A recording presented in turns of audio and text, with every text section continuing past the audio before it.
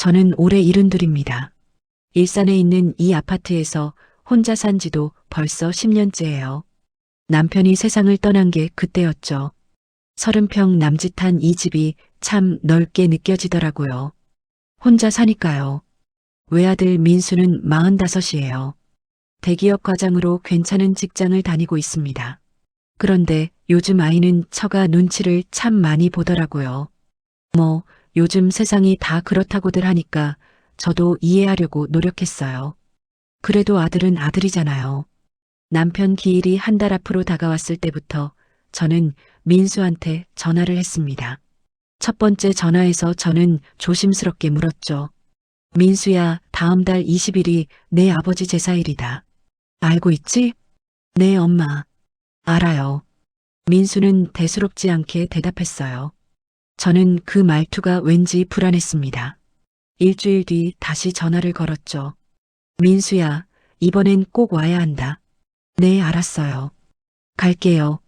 민수는 짧게 답하고 전화를 끊었어요. 저는 휴대폰을 내려다보며 한숨을 쉬었습니다. 며칠 전에도 전화했는데 또 전화하면 잔소리꾼 같을까봐 조심스러웠거든요. 그래도 불안한 마음에 사흘 뒤 또 전화를 걸었습니다. 민수야, 엄마야. 제사 날 꼭 와야 해. 알지? 엄마 알았다니까요. 그날 비워놨어요. 민수는 조금 짜증 섞인 목소리로 말했어요. 저는 미안한 마음이 들었지만 그래도 안심이 됐죠. 비워놨다고 했으니까요. 제사 전날 저는 이른 아침부터 준비를 시작했습니다. 시장에 가서 제수용품을 샀어요. 명태, 북어, 두부, 나물거리들. 손이 예전 같지 않아서 장바구니가 무겁게 느껴졌습니다. 집에 돌아와서는 나물을 다듬고 전을 부쳤어요. 남편이 살아생전 좋아하던 음식들이었죠. 여보, 내일 민수 온대요. 오랜만에 제사장에서 아들 얼굴 볼 수 있겠어요. 저는 남편 사진을 보며 혼잣말을 했습니다. 사진 속 남편은 환하게 웃고 있었어요. 그 웃는 얼굴을 보니까 눈시울이 뜨거워졌습니다. 제사 당일 아침이었어요. 저는 새벽 5시에 일어나 제사상을 차렸습니다. 삼색나물, 전, 탕, 밥, 과일까지. 혼자 차리려니 손이 10개라도 모자랐죠. 그래도 정성껏 준비했어요. 민수가 올 거라고 생각하니까 힘이 났거든요. 8시가 됐습니다. 제사 시간은 10시였어요. 저는 민수한테 문자를 보냈죠. 민수야, 오늘이야. 10시까지 오면 돼. 1시간이 지났는데도 답장이 없었어요. 9시가 됐습니다. 저는 다시 전화를 걸었어요. 신호음만 길게 울렸죠. 전화를 받지 않았습니다. 불안한 마음에 다시 전화를 걸었어요. 역시 받지 않았습니다. 9시 반쯤 됐을 때 휴대폰에 문자가 왔어요. 민수였습니다. 저는 떨리는 손으로 문자를 확인했죠. 엄마, 죄송해요. 회사 일이 급하게 생겨서 못 갈 것 같아요. 다음에 갈게요. 저는 그 자리에 주저앉았습니다. 휴대폰을 든 손이 후들후들 떨렸어요. 회사 일이라고요. 저는 거실벽에 걸린 시계를 봤습니다. 이제 곧 10시였어요. 혼자 제사를 지내야 했습니다. 저는 제사상 앞에 앉아 절을 했어요. 한 번, 두 번, 머리를 조아릴 때마다 눈물이 뚝뚝 떨어졌습니다. 남편 영정 사진을 올려다 봤죠. 여보, 우리 아들이 못 왔어요. 회사 일이 바쁘대요. 저는 남편한테 말했습니다. 사진 속 남편은 그저 웃고만 있었어요. 저는 술잔을 올리고 축문을 읽었습니다. 목소리가 떨려서 제대로 읽지도 못했죠. 제사를 마치고 나니 정오가 넘었어요. 저는 제사상에 차려진 음식들을 바라봤습니다. 아무도 먹을 사람이 없는 음식들. 혼자서 이 많은 걸 어떻게 다 치우나 싶었죠. 아들도 바쁘겠지. 회사 일이라는데 어쩔 수 없잖아. 저는 혼잣말로 스스로를 위로했어요. 그런데 마음은 위로가 되지 않았습니다. 가슴이 먹먹하고 무거웠거든요. 저는 제사 음식을 하나하나 치우기 시작했습니다. 저는 냉장고에 넣고 나물은 통에 담고 과일은 따로 보관했죠. 설거지를 하면서 저는 계속 생각했어요. 아들도 바쁘겠지. 대기업 과장이면 얼마나 바쁘겠어요. 회사 일이 급하면 어쩔 수 없는 거죠. 내년에는 오겠지. 내년엔 꼭 올 거예요. 그런데 문득 깨달았습니다. 이런 일이 올해만이 아니었다는 걸요. 작년에도 민수는 회사 워크숍 때문에 못 왔어요. 재작년에는 해외 출장 때문에 못 왔죠. 그 전해는 감기 때문에, 그 전전해는 처가 법사 때문에 못 왔습니다. 벌써 몇 년째예요. 정확히 세어보니 5년이었습니다. 5년 동안 민수는 아버지 제사에 단 한 번도 오지 않았어요. 저는 매번 혼자 제사를 지냈죠. 저는 설거지를 멈추고 거실로 갔습니다. 남편 사진 앞에 섰어요. 사진을 한참 들여다봤습니다. 여보, 우리 아들 잘 키운 거 맞죠? 저는 남편한테 물었어요. 대답은 없었습니다. 저는 그 자리에서 한참을 서 있었죠. 가슴속에서 뭔가가 무너져 내리는 것 같았어요. 저녁 때가 됐습니다. 저는 제사 음식으로 혼자 저녁을 먹었어요. 맛이 없었습니다. 뭘 먹는지도 잘 모르겠더라고요. 식탁에 혼자 앉아서 먹으니까 음식이 목으로 잘 넘어가지도 않았어요. 밤이 됐습니다. 저는 침대에 누웠지만 잠이 오지 않았어요. 천장을 바라보며 생각했습니다. 민수는 정말 회사 일이 바빴을까요? 정말로요. 하루 이틀도 아니고 몇 년째 제사 날만 되면 바쁜 게 우연일까요? 저는 눈을 감았어요. 그래도 잠은 오지 않았습니다. 가슴이 답답해서 잠을 이룰 수가 없었죠. 결국 저는 새벽까지 뒤척이다가 잠들었습니다. 아니, 잠든 게 아니라 기절한 것 같았어요. 제사를 혼자 지낸 지 2달쯤 지났을 때였어요. 추석 명절이 다가왔습니다. 저는 별 기대 없이 명절 음식이나 만들까 하고 있었죠. 그런데 추석 일주일 전에 민수한테서 전화가 왔어요. 엄마, 이번 주 토요일에 갈게요. 저는 깜짝 놀랐습니다. 민수가 먼저 오겠다고 하다니. 제사 때는 연락도 안 되더니 웬일인가 싶었죠. 토요일 오후였어요. 초인종이 울렸습니다. 문을 열자 민수가 서 있었어요. 손에는 큰 쇼핑백을 들고 있었죠. 고급스러워 보이는 한복 선물 세트였습니다. 엄마, 안녕하세요. 민수는 환하게 웃으며 말했어요. 저는 반가웠습니다. 아들 얼굴 보는 게 얼마만인지. 거실로 안내했죠. 어머, 이게 뭐니? 저는 쇼핑백을 가리키며 물었어요. 아, 이거요. 엄마한테 부탁드릴 게 있어서요. 민수는 가방에서 뭔가를 꺼냈습니다. 백화점 상품권 묶음이었어요. 제법 두툼했습니다. 엄마, 장모님이 다음 달에 칠순이세요. 특별한 선물을 준비하고 싶은데 엄마가 좀 골라주세요. 민수는 상품권을 제 손에 쥐어줬어요. 저는 상품권을 세어봤습니다. 100만 원어치였죠. 100만 원이나 되네. 네, 칠순이잖아요. 특별한 날이니까요. 민수는 당연하다는 듯이 말했습니다. 저는 복잡한 심정이었어요. 그래도 아들이 저를 믿고 부탁하는 게 기특하더라고요. 알았어. 엄마가 정성껏 골라줄게. 저는 미소를 지으며 말했습니다.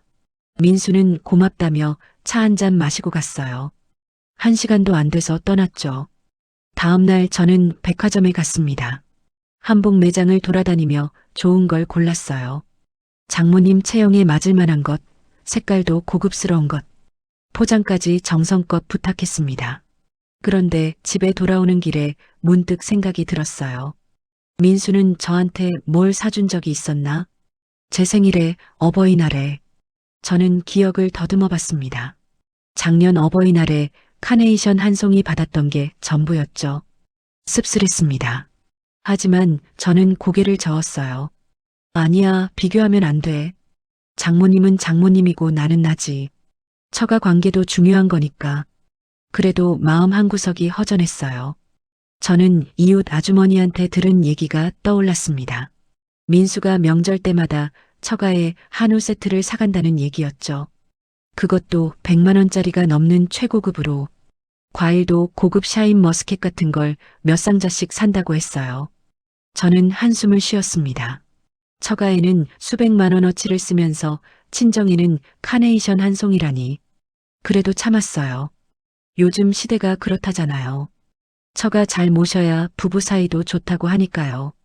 그렇게 추석이 지나고 겨울이 왔습니다. 그리고 올해 초였어요. 1월 말쯤이었죠. 또 민수한테서 전화가 왔습니다. 엄마, 이번 주말에 갈게요. 저는 또 깜짝 놀랐어요. 제사도 안 왔던 아이가 또 먼저 오겠다고 하니까요. 주말에 민수가 왔습니다. 이번에도 손에는 아무것도 없었어요. 저는 커피를 타주며 물었죠. 무슨 일이니? 오늘은 또 뭘 부탁할 거니? 저는 농담처럼 말했습니다. 민수는 멋쩍게 웃었어요. 엄마 다 아시네요. 사실 부탁드릴 게 있어서요. 뭔데? 장인어른이 이번 달에 칠순이세요. 특별한 선물을 준비하고 싶은데요. 민수는 조심스럽게 말을 꺼냈습니다. 또 백화점 상품권 줄 거니? 아니요, 이번엔 좀 특별한 걸로요. 산삼을 구하고 싶어요. 저는 깜짝 놀랐습니다. 산삼이요. 그게 얼마나 비싼 건데요? 산삼은 너무 비싸지 않니? 저는 걱정스럽게 말했어요. 괜찮아요. 장인어른 칠순이잖아요. 그리고 엄마가 인삼농장 아는 데 있잖아요. 민수는 당연하다는 듯이 말했습니다. 저는 당황했어요. 민수가 말하는 건 제 고향 친구 영자가 운영하는 농장이었죠. 영자 농장 말하는 거니? 네, 거기서 구해주시면 안 될까요? 50년근 정도면 좋을 것 같은데요. 50년근이요. 저는 한숨이 나왔습니다. 그게 얼마나 귀한 건지 민수는 모르는 것 같았어요. 그게 얼마나 비싼지 아니? 엄마가 구해주시면 싸게 살 수 있잖아요. 민수는 저를 믿고 있었습니다. 저는 거절할 수가 없었어요. 알았어. 알아볼게. 민수는 고맙다며 갔습니다. 저는 그날 저녁 바로 영자한테 전화를 걸었어요. 영자야, 나 순자야. 언니, 오랜만이에요. 잘 지내셨어요? 영자는 반갑게 인사했습니다. 저는 조심스럽게 산삼 얘기를 꺼냈죠. 영자야, 50년근 산삼 있니? 50년근요? 있긴 한데 엄청 비싸요. 시가가 800만 원 정도 할 거예요. 저는 입이 떡 벌어졌습니다. 800만 원이요. 그걸 민수는 싸게 살 수 있다고 생각한 거예요. 언니 아들한테 필요한 거죠? 제가 특별히 500만 원에 드릴게요.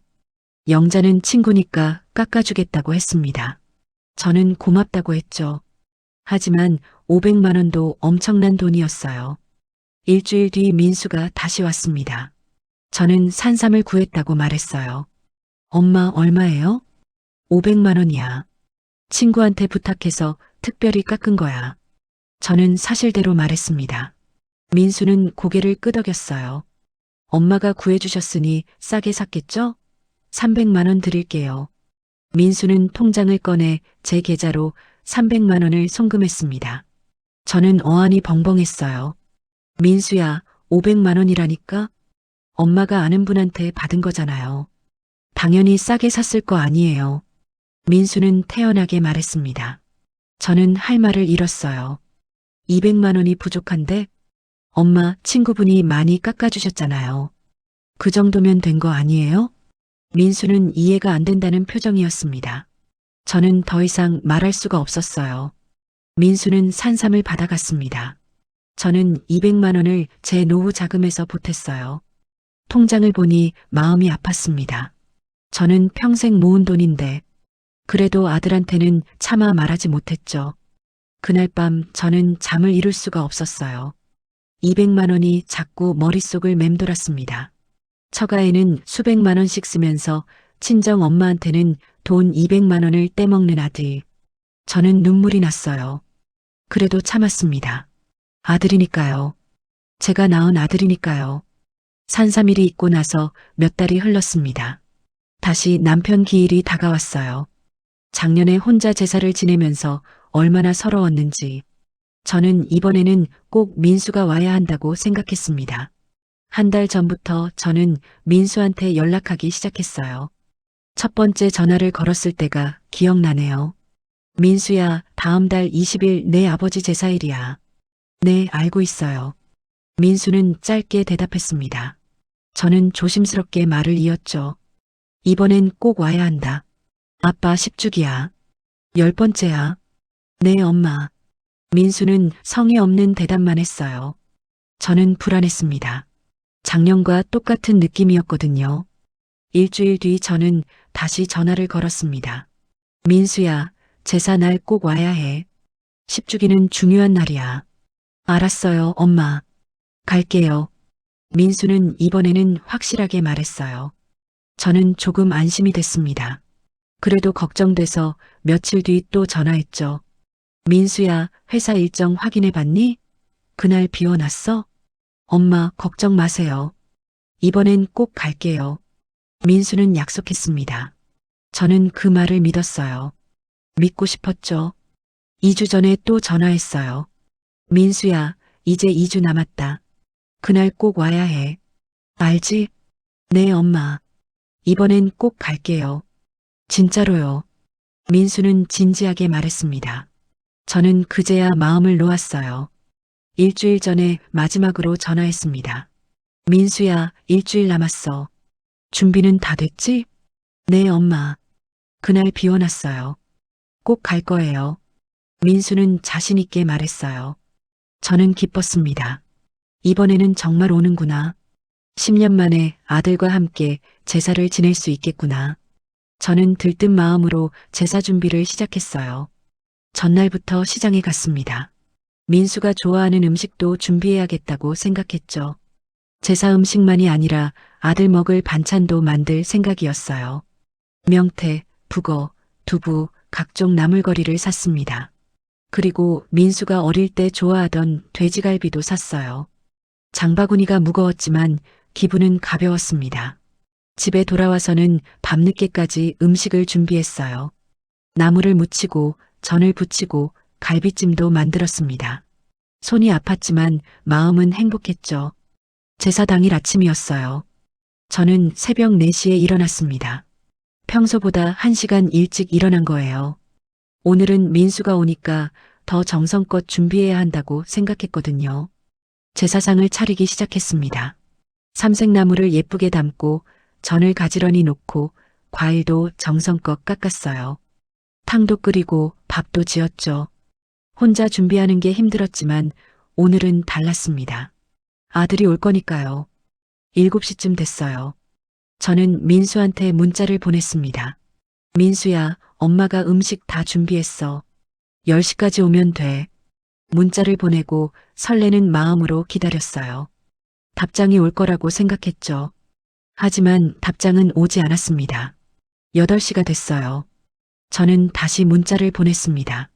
민수야, 문자 확인했니? 역시 답장이 없었어요. 저는 걱정되기 시작했습니다. 전화를 걸어볼까 하다가 참았어요. 아직 이른 시간이니까 잠깐 잤을 수도 있잖아요. 9시가 됐습니다. 저는 참지 못하고 전화를 걸었어요. 신호음이 길게 울렸습니다.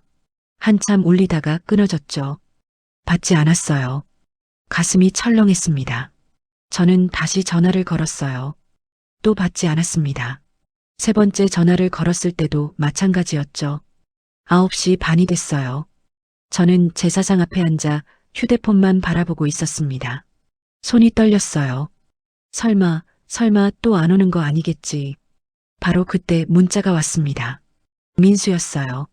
저는 떨리는 손으로 문자를 확인했습니다. 엄마, 죄송해요. 장인 장모님이 해외여행 갔다 오시는데 공항 픽업해야 돼서 못 가요. 죄송해요. 저는 그 문자를 읽고 또 읽었어요. 믿기지 않았습니다. 공항 픽업이요. 장인 장모님 공항 픽업이 아버지 10주기 제사보다 중요하다는 거예요. 휴대폰이 손에서 떨어졌습니다. 저는 제사상을 바라봤어요. 정성껏 차려놓은 제사상. 아들이 온다고 새벽부터 준비한 제사상. 그 자리에 주저앉아 버렸습니다. 제사상 앞에 그대로 앉아서 소리 없이 울었어요. 눈물이 멈추지 않았습니다. 여보, 미안해요. 우리 아들이 또 못 왔어요. 공항 픽업해야 된대요. 저는 남편 영정을 보며 말했습니다. 목소리가 떨렸어요.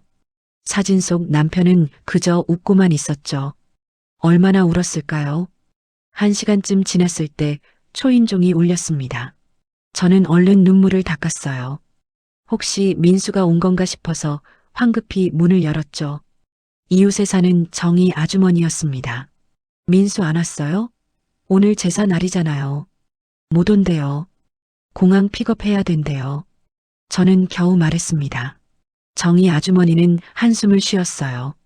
순자 씨, 잠깐만요. 보여드릴 게 있어요. 정희 아주머니는 휴대폰을 꺼냈습니다. SNS 화면을 보여줬어요. 거기에 민수가 찍은 사진이 올라와 있었습니다. 공항에서 찍은 사진이었어요. 민수가 환하게 웃고 있었습니다. 옆에는 장인 장모님이 계셨죠. 처가 식구들이 다 모여서 찍은 단체 사진이었어요. 사진 아래에는 며느리가 쓴 댓글이 달려 있었습니다. 장인 장모님 모시느라 얼마나 바쁘겠어요. 우리 남편 최고예요. 저는 그 댓글을 보고 휴대폰에서 눈을 뗄 수가 없었어요. 장인 장모님 모시느라 바쁘다고요. 아버지 제사는요? 친정 엄마는요? 순자 씨 괜찮아요? 정희 아주머니가 걱정스럽게 물었습니다. 저는 고개를 끄덕였지만 실은 전혀 괜찮지 않았어요. 정희 아주머니가 돌아가고 저는 혼자 제사를 지냈습니다. 절을 하면서도 눈물이 멈추지 않았어요. 제사를 마치고 나니 온몸에 힘이 빠졌습니다. 그날부터 저는 아무것도 먹지 못했어요. 밥맛이 없었습니다. 물만 마셨죠. 방에만 누워 있었어요. 이틀이 지났습니다. 저는 여전히 방에만 있었어요. 정희 아주머니가 찾아와서 밥이라도 먹으라고 했지만 먹을 수가 없었습니다. 사흘째 되는 날이었어요. 가슴이 아프기 시작했습니다. 숨쉬기가 힘들었어요. 저는 정희 아주머니한테 전화를 걸었죠. 정희 씨, 가슴이 너무 아파요. 정희 아주머니가 달려왔습니다. 제 얼굴을 보더니 깜짝 놀랐어요. 순자 씨, 안색이 왜 이래요? 병원 가야겠어요. 정희 아주머니는 119에 전화를 걸었습니다. 구급차가 왔어요. 저는 들것에 실려 병원으로 갔죠. 정신이 아득해졌습니다. 응급실에 도착했을 때 저는 의식이 흐릿했어요. 의사 선생님이 이것저것 물어봤지만 제대로 대답하지 못했습니다. 검사를 받았죠. 심전도, 혈액 검사, 여러 가지 검사를 했어요. 1시간쯤 지나서 의사 선생님이 결과를 설명해 줬습니다. 협심증입니다. 심한 스트레스로 인한 거예요. 일주일 정도 입원하셔야 할 것 같습니다. 협심증이요. 저는 그 말을 듣고 어이가 없었어요. 스트레스 때문에 병까지 생긴 거예요. 병실로 옮겨졌습니다. 4인실이었어요. 침대에 누우니 온몸이 나른했습니다. 정희 아주머니가 옆에 앉아 있었죠. 순자 씨, 민수한테 연락해야죠? 정희 아주머니가 물었어요. 저는 고개를 끄덕였습니다.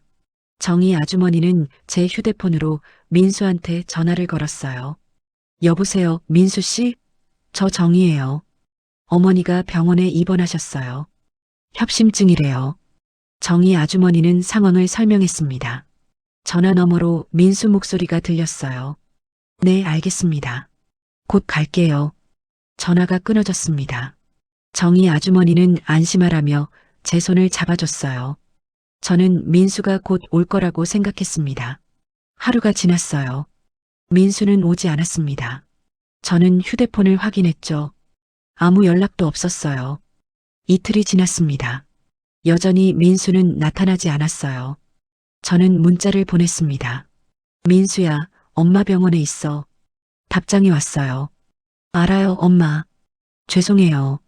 일이 너무 바빠서요. 곧 갈게요.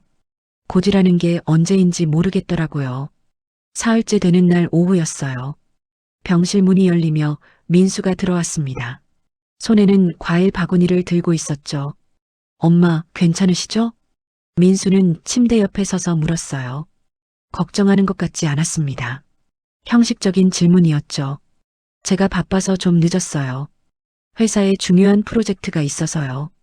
민수는 변명을 늘어놓았어요. 저는 아무 말도 하지 않았습니다. 할 말이 없었거든요. 며느리는? 저는 작은 목소리로 물었어요. 아, 와이프요? 애들 학원 데려다 줘야 해서 못 왔어요. 민수는 태연하게 말했습니다. 저는 허탈했어요. 시어머니가 입원했는데 며느리는 오지도 않는다는 거죠. 민수는 의자에 앉았어요. 휴대폰을 꺼내보기 시작했습니다. 저한테는 관심이 없는 것 같았죠. 저는 민수를 바라봤어요. 민수야. 네, 엄마. 민수는 휴대폰에서 눈을 떼지 않고 대답했습니다. 엄마가 왜 병원에 왔는지 아니? 협심증이라고 들었어요. 왜 협심증이 생겼는지 물어보는 거야. 저는 조금 강하게 말했어요. 민수는 그제야 휴대폰을 내려놓았습니다. 스트레스 때문이라고 하던데요? 그래, 스트레스. 무슨 스트레스 때문인지는 생각 안 해봤니? 저는 민수를 똑바로 쳐다봤습니다. 민수는 눈을 피했어요. 엄마, 저도 할 말이 있는데요. 나중에 얘기해요. 민수는 시계를 봤습니다. 겨우 10분밖에 안 지났더라고요. 엄마, 죄송한데 저 1시간 뒤에 회의가 있어서요. 먼저 가봐야 할 것 같아요. 민수는 일어섰어요. 30분도 안 됐습니다. 입원한 엄마한테 30분도 못 있겠다는 거죠. 그래, 가봐. 저는 고개를 돌렸습니다. 민수를 보고 싶지 않았어요. 그럼 다음에 다시 올게요. 엄마, 푹 쉬세요. 민수는 그렇게 말하고 나갔습니다. 병실 문이 닫히는 소리가 들렸어요. 저는 천장을 바라보며 눈물을 흘렸습니다. 그날 밤부터 저는 생각을 많이 했어요. 산삼 200만 원, 명절 선물, 제사 불참, 공항 픽업, 모든 게 머릿속을 스쳐 지나갔습니다. 민수는 처가에는 수백만 원씩 쓰면서 친정에는 돈을 떼먹었어요. 장인 장모 칠순에는 그렇게 공을 들이면서 아버지 10주기 재산은 공항 픽업 때문에 빠졌죠. 엄마가 입원했는데 30분 있다가 갔습니다. 저는 주마등처럼 스쳐 지나가는 기억들을 정리했어요. 언제부터였을까요? 민수가 이렇게 변한 게 결혼하고 나서였을까요? 아니면 원래 그랬던 걸까요? 옆 병상에 70대 할머니가 계셨어요. 매일 자식들이 찾아왔습니다. 아들, 딸, 며느리, 사위. 돌아가면서 병문안을 왔죠. 나흘째 되는 날이었어요. 그 할머니 딸이 와서 과일을 깎아드리고 있었습니다. 저는 그 모습을 보고 있었어요. 할머니가 저를 보더니 말을 걸었습니다. 아들이 바쁠 텐데 온 것 봤어요. 그래도 자식이 있으니 든든하시겠어요. 할머니는 웃으며 말했습니다. 저는 쓴웃음을 지었어요. 든든하다고요. 전혀 든든하지 않았습니다. 할머니 딸이 과일을 다 깎고 나서 할머니한테 말했어요. 엄마, 내일 오빠가 올 거예요. 모레는 언니가 오고요. 그래, 알았어. 너희 엄마 챙긴다고 고생이 많구나. 할머니는 딸 손을 잡았습니다. 저는 그 모습을 보다가 눈을 감았어요. 눈물이 날 것 같았거든요. 그날 밤 저는 잠을 이루지 못했습니다. 계속 생각했어요. 저는 뭘 잘못한 걸까요? 민수를 어떻게 키웠길래 이렇게 된 걸까요? 아니에요. 제 잘못이 아니었습니다. 저는 정성껏 키웠어요. 먹고 싶은 거 다 사주고 하고 싶은 거 다 시켰죠. 대학도 보냈고 결혼도 시켰습니다. 문제는 민수였어요. 민수가 변한 겁니다.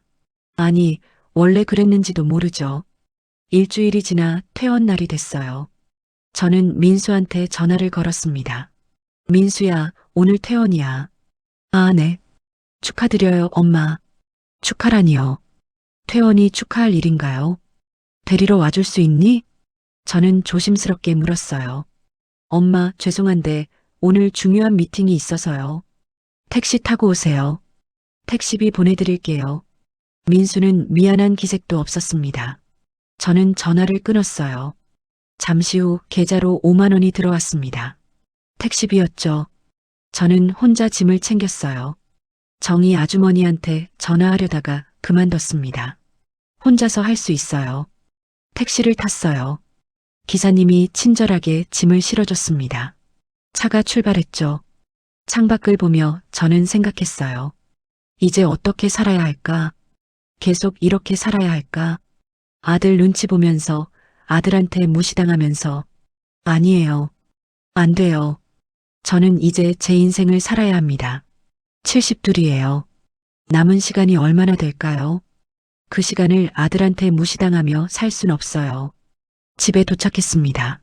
저는 택시 기사님한테 고맙다고 인사하고 집으로 들어왔어요. 현관문을 열고 신발을 벗었습니다. 거실 탁자 위에 수첩이 있었어요. 저는 수첩을 펼쳤습니다. 펜을 들었죠. 인터넷으로 변호사 사무실을 검색했어요. 평이 좋은 곳을 찾았습니다. 수첩에 전화번호를 적었어요. 적고 나서 한참 그 번호를 내려다봤습니다. 이제 시작이구나. 제 인생을 되찾는 시작. 저는 수첩을 덮었어요. 그리고 남편 사진 앞으로 갔습니다. 여보, 이제 제대로 된 결정을 할 거예요. 우리 아들한테 더 이상 무시당하지 않을 거예요. 사진 속 남편은 조용히 웃고 있었습니다. 저는 그 미소를 보며 결심을 굳혔어요. 퇴원하고 일주일이 지났습니다. 저는 집에서 조용히 지냈어요. 병원에서 받은 약을 먹고 쉬고 생각을 정리했죠. 변호사 사무실 전화번호는 수첩에 그대로 적혀 있었습니다. 토요일 오후였어요. 초인종이 울렸습니다. 문을 열자 민수가 서 있었죠. 손에는 과일 바구니를 들고 있었어요. 엄마, 안녕하세요. 민수는 웃으며 인사했습니다. 저는 아무 말 없이 문을 열어줬어요. 엄마, 그동안 제가 너무 바빴어요. 프로젝트가 끝났어요. 이제 좀 한가해졌으니 자주 올게요. 민수는 과일 바구니를 식탁에 놓으며 말했습니다. 저는 그 말을 듣고 있었어요. 믿기지 않았습니다. 커피 줄까? 저는 담담하게 물었어요. 네, 감사합니다. 민수는 소파에 앉았습니다. 저는 커피를 타서 가져왔죠. 민수 앞에 놓고 저도 마주 앉았어요. 민수야. 저는 천천히 말을 꺼냈습니다. 네, 엄마. 엄마가 물어볼 게 있어. 저는 커피 잔을 내려놓았어요. 민수를 똑바로 봤습니다. 내 아버지 제사에 왜 안 왔니? 민수는 순간 당황한 표정을 지었어요. 커피 잔을 만지작거렸죠. 그건 공항 픽업이 그렇게 중요했니? 아버지 10주기보다? 저는 차분하게 물었습니다. 목소리가 떨리지 않도록 노력했어요. 엄마, 그게 아니라요. 장인 장모님이 해외여행 갔다 오시는데 제가 안 나가면 안 되잖아요. 민수는 변명을 늘어놓기 시작했습니다. 처남도 바빴고 처제도 일이 있었어요. 제가 안 가면 장인 장모님이 혼자 오셔야 했어요. 저는 그 말을 듣고 웃음이 나왔어요. 비웃음이었습니다. 그럼 내 아버지는? 너를 키운 부모는 그렇게 쉽게 외면해도 되는 거니? 엄마, 그런 게 아니에요. 민수는 불편한 표정을 지었어요. 엄마도 이해 좀 해주세요. 처가 관계도 중요하잖아요. 요즘 세상이 다 그래요. 처가 관계가 중요하다고요. 그래서 친정은 버려도 된다는 거죠. 그래, 처가 관계가 중요하지. 그런데 말이야. 저는 잠시 멈췄습니다. 심호흡을 했어요. 산삼 말이야. 장인어른 칠순 때 산삼. 네, 그때 정말 감사했어요. 엄마가 잘 구해주셔서. 민수는 여전히 아무것도 모르는 표정이었어요. 그 산삼 500만 원이었어. 너는 나한테 300만 원 줬지. 네, 그렇죠. 나머지 200만 원은 엄마 노후 자금에서 보탰어. 알고 있었니? 민수의 얼굴이 굳어졌습니다. 커피 잔을 든 손이 멈췄어요. 뭐라고요? 200만 원. 내가 보탰다고. 저는 반복했습니다. 민수는 할 말을 잃은 표정이었죠. 그건 몰랐어요. 왜 진작 말 안 하셨어요? 민수가 되물었어요. 저는 어이가 없었습니다. 왜 진작 말 안 했냐고? 내가 물어봤어야지. 엄마가 아는 분한테 받은 거니까 당연히 싸게 샀을 거라고 생각한 거잖아. 그렇긴 한데요. 민수는 말끝을 흐렸습니다. 민수야, 엄마한테 솔직히 말해봐. 엄마는 너한테 뭐니? 저는 조용히 물었어요. 민수는 대답하지 못했습니다. 엄마는 그냥 이용하기 편한 사람이니? 산삼 구해달라면 구해주고 선물 사달라면 사주고 돈이 부족하면 메워주는 사람? 엄마, 그런 게 아니에요. 민수는 부인했지만 목소리에 힘이 없었어요. 그럼 뭔데? 아버지 제사에는 몇 년째 안 오고 장인 장모한테는 수백만 원씩 쓰고 엄마가 입원했는데 30분 있다 가고 저는 하나하나 짚어갔습니다. 민수는 점점 작아졌어요.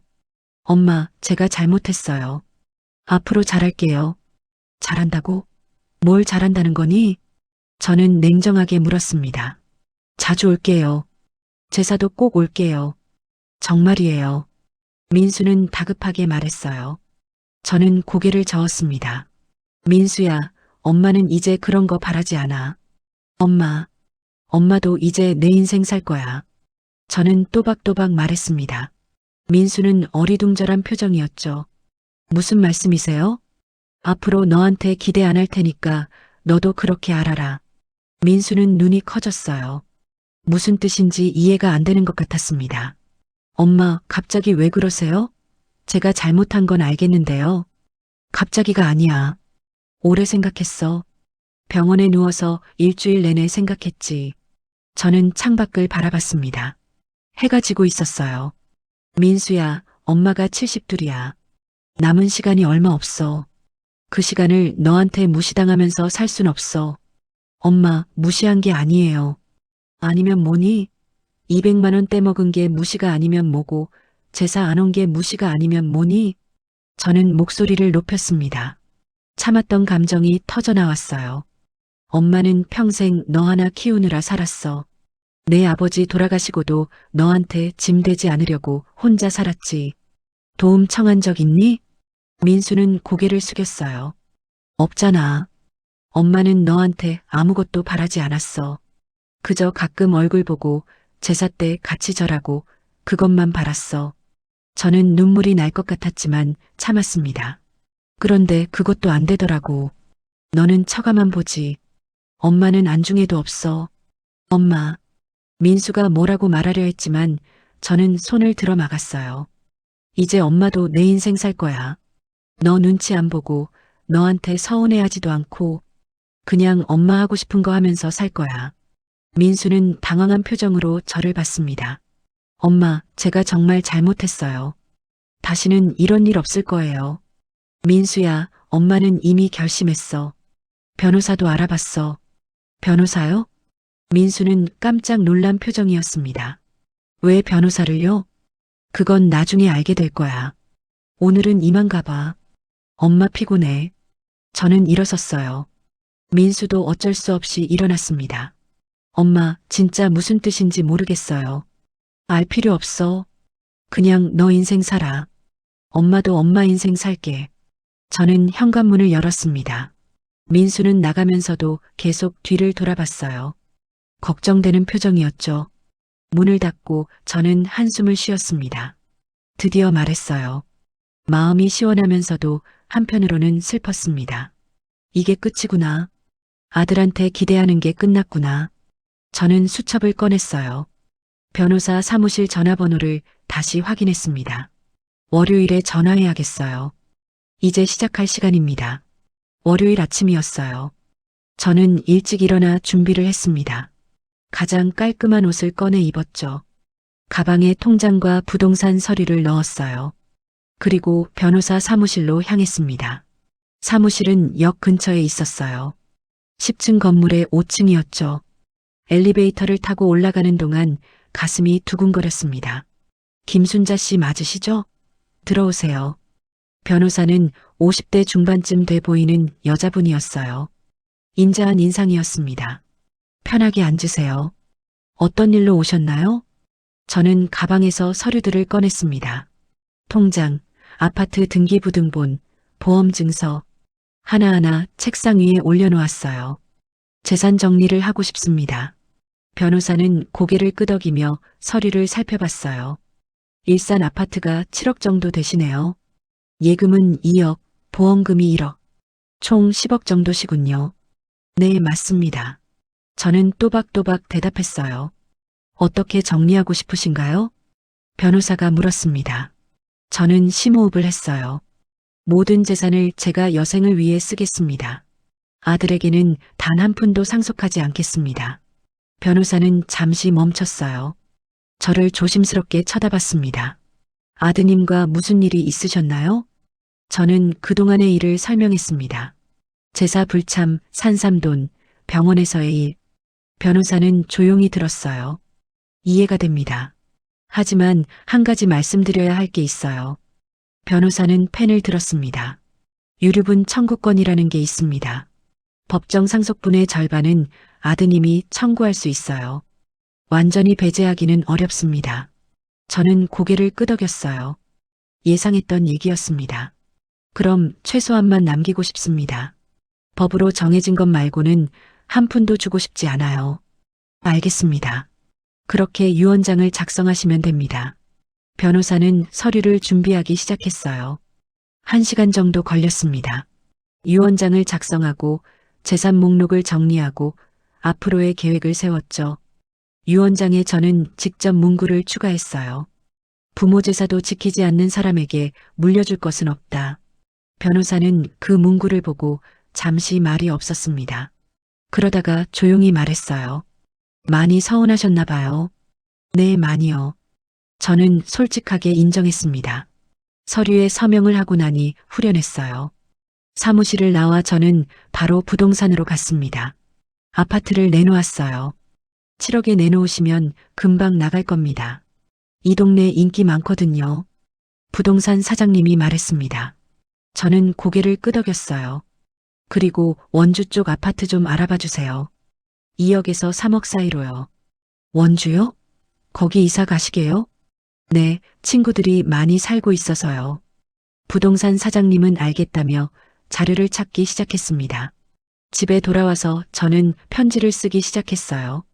민수한테 보낼 편지였습니다. 무슨 말부터 해야 할지 한참 고민했죠. 민수야. 편지는 그렇게 시작했어요. 엄마가 이 편지를 쓰는 게 쉽지 않구나. 하지만 꼭 해야 할 말 같아서 쓴다. 저는 천천히 썼습니다. 너는 처가를 정말 잘 모셨어. 장인 장모님 칠순에 산삼도 구해드리고 공항 픽업도 하고 엄마가 보기에도 정성이 대단했어. 펜을 잠시 멈췄다가 다시 썼어요. 그런데 말이야. 그동안 안 사돈 바깥 사돈에게 쏟아부은 정성의 10분의 1이라도 내 부모에게 했다면 이러지 않았을 것이다. 눈물이 났습니다. 하지만 참고 계속 썼어요. 엄마는 이제 엄마 인생을 살기로 했어. 너한테 물려줄 재산도 정리했다. 유언장도 썼고 법으로 정해진 것 말고는 한 푼도 안 줄 거야. 편지를 다 쓰고 나니 2장이 됐습니다. 편지를 봉투에 넣고 유언장 사본도 함께 넣었어요. 그리고 등기우편으로 보냈습니다. 사흘이 지났어요. 저녁 때였습니다. 현관문을 두드리는 소리가 들렸어요. 아니, 두드리는 게 아니라 거의 두들기는 수준이었죠. 문을 열자 민수가 서 있었습니다. 얼굴이 새빨갛게 상기돼 있었어요. 손에는 편지가 들려 있었습니다. 엄마, 이게 무슨 뜻이에요? 민수는 편지를 흔들며 소리쳤어요. 보면 알잖니. 유언장이야. 저는 차분하게 말했습니다. 유언장이요? 엄마 지금 뭐 하시는 거예요? 내 재산 정리하는 거지. 뭐가 문제니? 저는 민수를 거실로 들여보냈어요. 민수는 소파에 앉지도 않고 서 있었습니다. 엄마, 저 때문에 서운하신 건 알겠어요. 제가 잘못했어요. 그런데 이건 너무하잖아요. 뭐가 너무해? 재산을 안 준다니요. 전 아들인데요. 민수는 목소리를 높였습니다. 아들이면 뭐해? 아버지 제사도 안 오는 아들한테 뭘 줘? 저는 단호하게 말했어요. 엄마, 제사는 앞으로 잘 갈게요. 약속할게요. 이미 결정된 일이야. 결정을 취소하세요. 아직 안 늦었잖아요. 민수는 애원하듯 말했습니다. 저는 고개를 저었어요.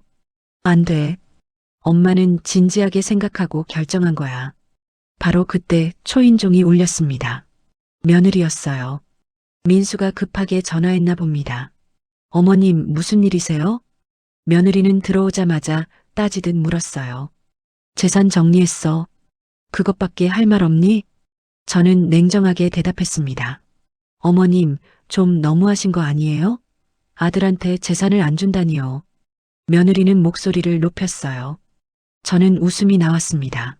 내가 너무해? 너희가 너무했지. 저희가 뭘 어쨌는데요? 며느리는 어이없다는 표정이었어요.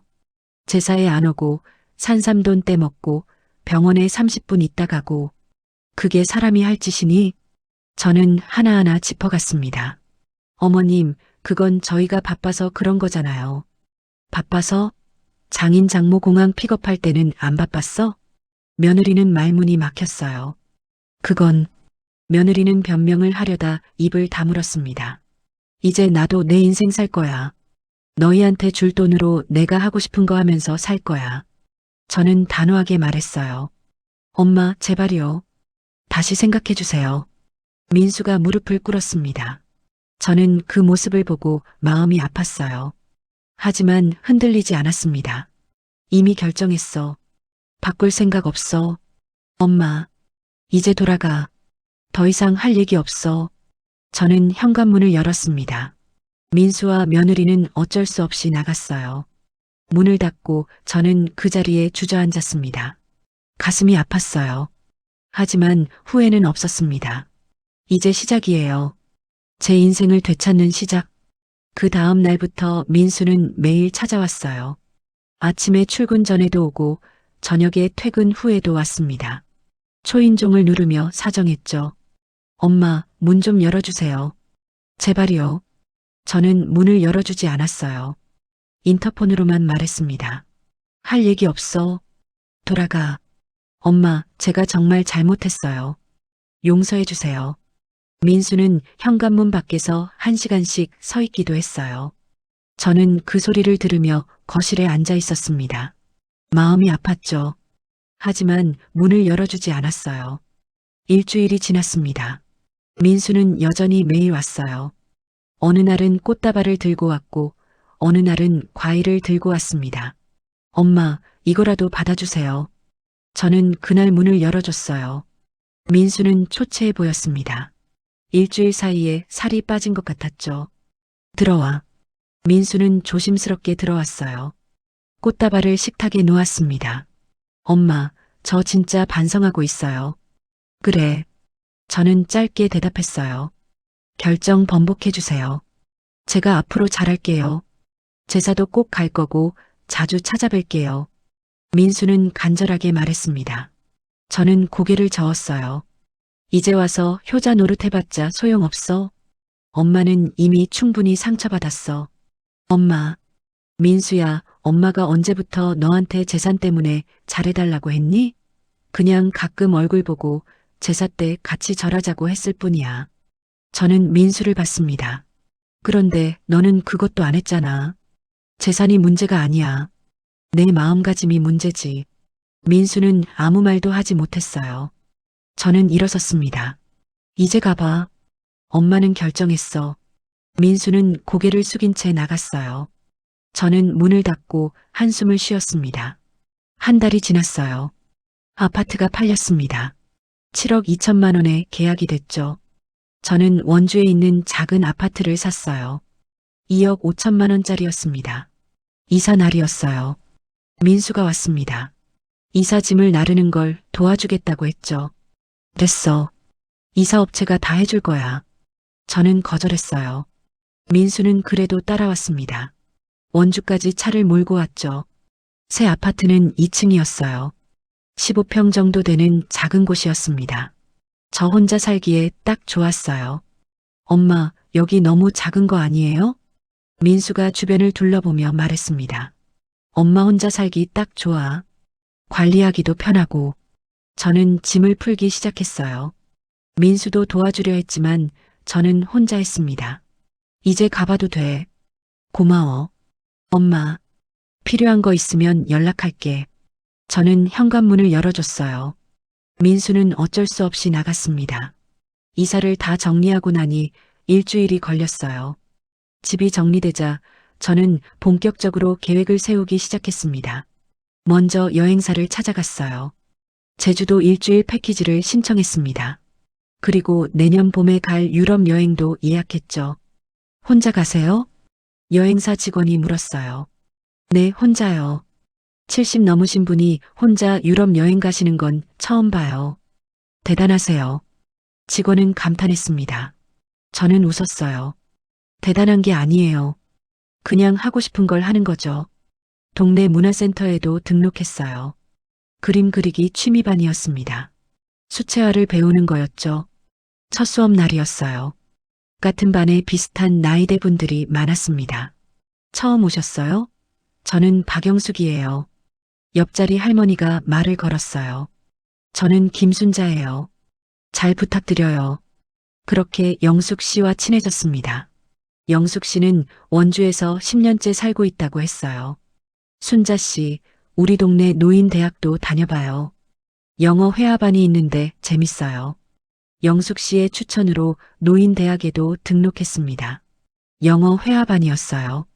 선생님은 30대 젊은 분이었죠. 헬로우, 마이 네임 이즈 순자. 저는 어색하게 영어로 인사했어요. 다른 할머니들도 웃으며 따라했습니다. 쑥스러웠지만 재밌었어요. 한 달이 지났습니다. 저는 새로운 일상에 적응했어요. 아침에 일어나 산책하고, 오전에는 그림 수업 가고, 오후에는 영어 공부했습니다. 영숙 씨와는 일주일에 두세 번 만났어요.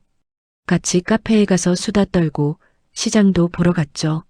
순자 씨, 요즘 표정이 완전 달라졌어요. 처음 봤을 때보다 훨씬 밝아요. 영숙 씨가 말했어요. 그래요? 저도 그런 것 같아요. 이렇게 사는 게 진짜 내 인생인 것 같아요. 저는 진심으로 말했습니다. 정말 행복했거든요. 어느 날 영숙 씨한테 그동안의 일을 얘기했어요. 민수 얘기, 제사 얘기, 재산 정리한 얘기. 잘했어요, 순자 씨. 자식 위해 희생만 하다 죽을 순 없죠. 영숙 씨가 제 손을 잡았어요. 맞아요. 저도 이제 알았어요. 우리는 커피를 마시며 한참을 얘기했습니다. 제주도 여행을 떠나는 날이었어요. 저는 설레는 마음으로 공항에 갔습니다. 평생 제주도에 가고 싶었는데 드디어 가는 거예요. 제주도는 아름다웠어요. 푸른 바다, 따뜻한 햇살. 저는 매일 다른 곳을 구경했습니다. 혼자였지만 외롭지 않았어요. 마지막 날 저는 해변에 앉아 있었어요. 가방에서 남편 사진을 꺼냈습니다. 여보, 보고 있어요? 제주도예요. 우리 신혼여행 때 가고 싶어 했던 곳. 저는 사진에 대고 말했어요. 이제 우리 같이 세상 구경하자. 내년에는 유럽도 갈 거야. 파도 소리가 들렸습니다. 저는 한참을 그렇게 앉아 있었어요. 원주로 돌아온 후 저는 더 바빠졌어요. 그림 실력이 늘어서 전시회 준비도 했습니다. 노인대학에서는 영어로 간단한 대화를 할 수 있게 됐죠. 민수는 가끔 전화했어요. 한 달에 한 번 정도 원주까지 찾아오기도 했습니다. 엄마, 잘 지내세요? 잘 지내지. 저는 담담하게 대답했어요. 예전처럼 반갑지는 않았습니다. 그냥 아는 사람 만나는 것 같았죠. 필요한 거 있으면 연락해요. 알았어. 민수는 1시간쯤 있다가 갔어요. 저는 그 모습을 보며 아무 감정도 느끼지 않았습니다. 어느 날 영숙 씨네 집에서 모임이 있었어요. 그림 수업 친구들이 모였죠. 다들 제 얘기에 귀 기울였습니다. 자식이 부모 섬기듯 처가 섬기는 건 좋아요. 요즘 세상이니까. 하지만 친부모를 저버리면 안 되는 거예요. 저는 제 경험을 나눴어요. 맞아요. 균형이 중요하죠. 한 할머니가 동의했습니다. 저도 순자 씨처럼 살고 싶어요. 용기가 나네요. 다른 할머니가 말했어요. 저는 웃었습니다. 용기라고요.